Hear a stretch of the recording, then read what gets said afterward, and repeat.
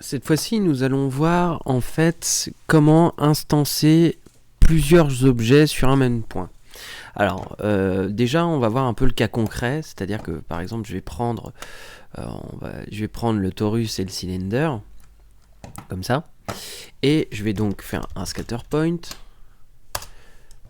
faire un create instance, voilà, comme d'hab. J'ai besoin de la plane ici. Voilà. Je scatter mes points là-dessus et je connecte ici et je viens mettre les instances géométrie ici. Je fais instance.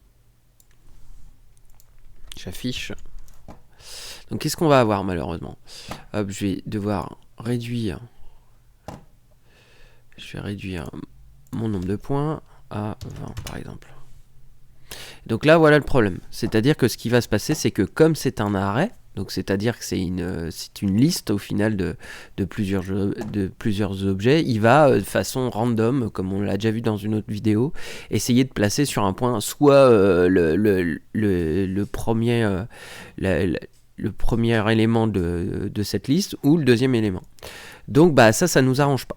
Donc du coup, ça va nous permettre de voir un truc qui existe dans Bifrost qui s'appelle le merge. Si je fais merge, le but du jeu, c'est de merger un arrêt en un seul élément. Donc là, je vais venir merger ici mes instances. Hop, je l'installe correctement. Voilà, ça va mieux. Je m'y retrouve. Hop, je viens le mettre ici. Et voilà. Alors, on a bien ce qu'on veut. C'est-à-dire qu'on a bien, cette fois-ci, un objet combiné qui est instancié. Le seul problème, c'est que donc du coup, il va prendre le shader du premier de l'arrêt ou du dernier de l'arrêt, je ne sais pas. Mais en tout cas, il va pas réassigner un shader par élément. Donc ça va pas nous arranger. Et pourquoi j'ai mis cette image là, c'est parce que justement le but du jeu, c'est que grâce à ce que je suis en train de vous montrer, l'idée ça va être d'arriver à pouvoir instancer par exemple tout un personnage avec ses shaders et tout ça. Donc dans une vidéo précédente, nous avions vu le stand-in. Pour rappel, donc je prends mon stand-in, je vais lui mettre directement le cache que j'ai au préalable mémorisé. Et maintenant, on va aller voir un peu au rendu. Donc lui, on voit bien que cette fois-ci, c'est une seule entité, mais derrière, il y a bien tout, il prend bien en compte chaque shader. Et donc on va tirer profit de ça, et on va aller, donc cette fois-ci, utiliser donc on tape render, ça s'appelle render archive instance.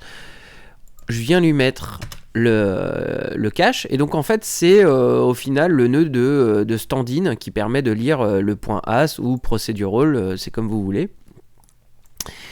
Et cette fois-ci donc je vais connecter à la place l'instance. Et maintenant on a bien, je vais bouger un petit peu le seed.